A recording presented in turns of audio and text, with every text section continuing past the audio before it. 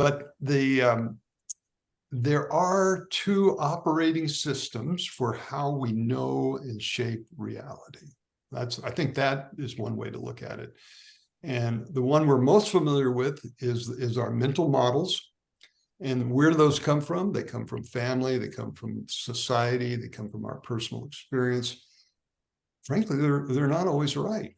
They have, they're changing, they're survivor based often. They're constructed, the ego is constructed by other egos and other ways of thinking in the family, in the society, in the childhood.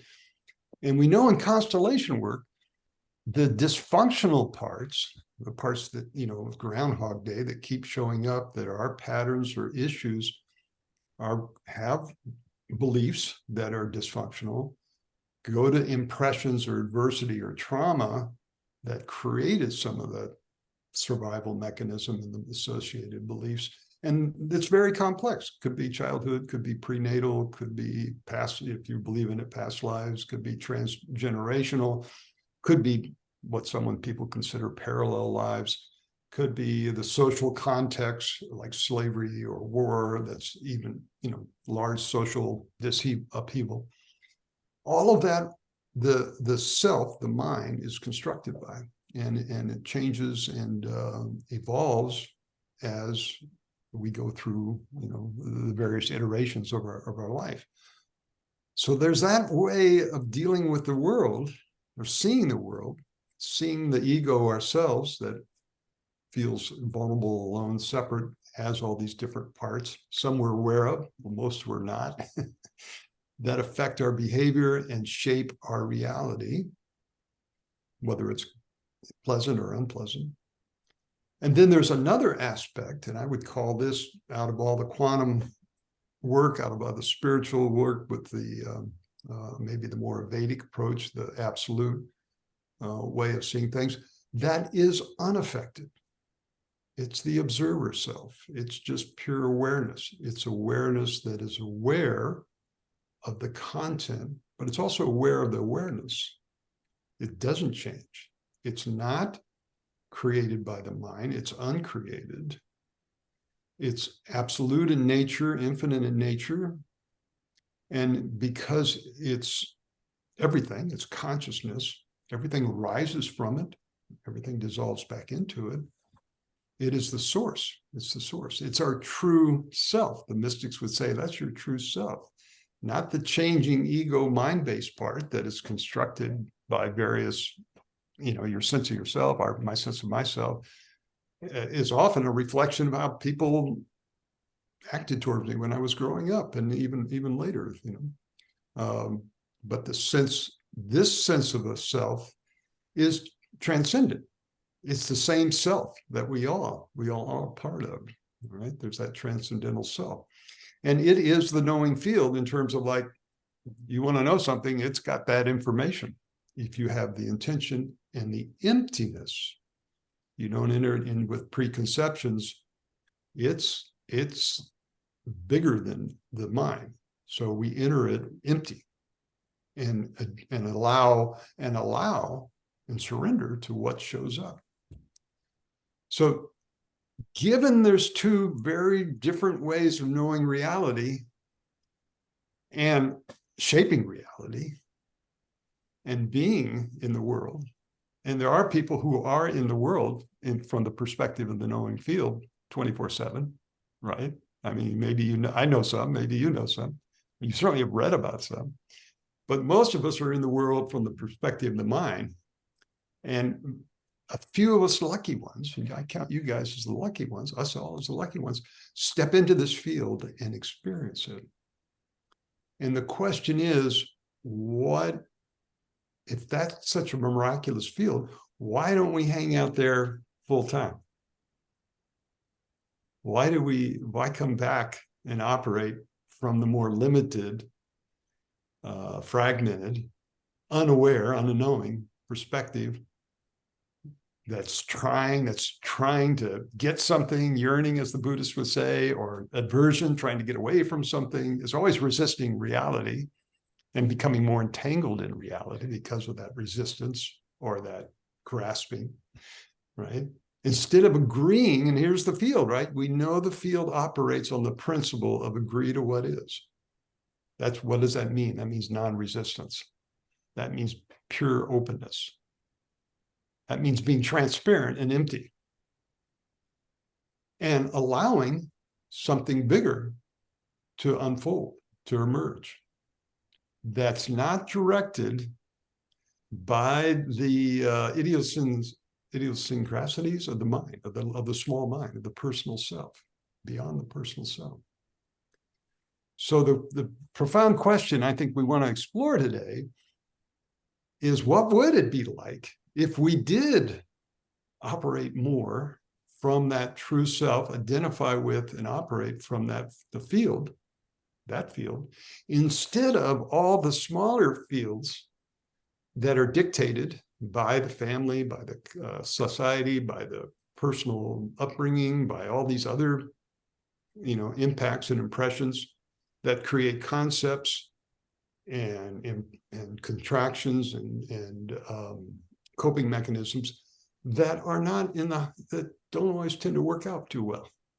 I mean, they were here, so obviously they worked out pretty well, most of the part, but we see stuff keep happening over and over again that we don't like, that we think we blame others for, or society for, or family, friends for, or parents for, and we don't free ourselves from it. Our reactivity is such that we can't just witness it and say, oh, that's interesting. Oh, okay, so there it is. I agree to what is. And in that non-resistance, allow the movement of life to work things out. If we resist or we grasp, we get stuck in my little way. And the field says, okay, sure, we'll do it your way. Doesn't work out, but maybe one of these days you'll learn, right? Keeps giving us opportunities to learn, often the same opportunity over and over again. And then maybe one of these days we'll get it, So here's the cool thing about the knowing field. We are always in it, even though we don't know it. And the way we're always in it is stuff keeps showing up. People keep representing the traumas and the disconnections or the disturbances in our field, or even the good stuff. I don't know. They keep representing it unconsciously, and we keep reacting to it and thinking they are the problem. Boy, if my boss was blah, blah, blah, or my coworker or my wife or my children. Instead of saying to ourselves, wow, this is the knowing field. It's operating beautifully. It's representing, here it is, representing my things I need to learn, giving me an opportunity to learn, right? That's what we do with the knowing field. It's an opportunity to see and to learn. And I don't even have to do a constellation. I don't have to go to a workshop. I don't have to pay somebody $40 to, or 100 or whatever we're paying, 200. It's happening right there in real time, 24/7. But the missing part is, instead of seeing it as a symptom or a representation or something that's just there to serve you and help you learn, grow, and heal, and all those good things, we see it as a problem, and we got to resist or fight or flight, or all our coping mechanisms that are dysfunctional: fight, flight, freeze, faint, rather than constellate, right? Other than cooperate and say, what's being shown to me here, and what would be the highest thought in terms of learning and resolution. So I don't need to blame anybody. I don't need to blame myself, certainly. I can have loving kindness and compassion and even gratitude for what's emerging. And I can let go of my reactivity, those hurt parts that drive the bus and get me in the ditch. Right? Because they do it every time. I don't know about you, but when I act from reactivity, it's not very smart, and it puts me in the ditch. But when I can get past my reactivity and act from the open heart, then the mind opens, then the intelligence opens, and then there's a higher outcome. So this is just the provocative proposition about working with the knowing field. It's not just something in the constellation. It's something that's happening all the time. We're always working with it. And then the question is, okay, how can I wake up to that? Instead of unconsciously in an unskilled way being in a constellation or creating and facilitating my own constellation in my daily life with all the different things that are being represented over and over and over again to me. So how can I wake up and get skilled and learn what I need to learn so it doesn't keep repeating itself, and release what I need to release, and allow that greater intelligence, which is always there, to work things out. You know, the much vaster intelligence than my limited mind, which is going to have the wrong ideas anyway. How can I get the mind out of it and allow the universal mind, the expanded awareness mind, which has all the love in the world, which has all the wisdom in the world or in the universe, to be operating here? So I think it's a hugely exciting question and life and transformative question, really, you know, that'll change anyone's life if we can step into that space.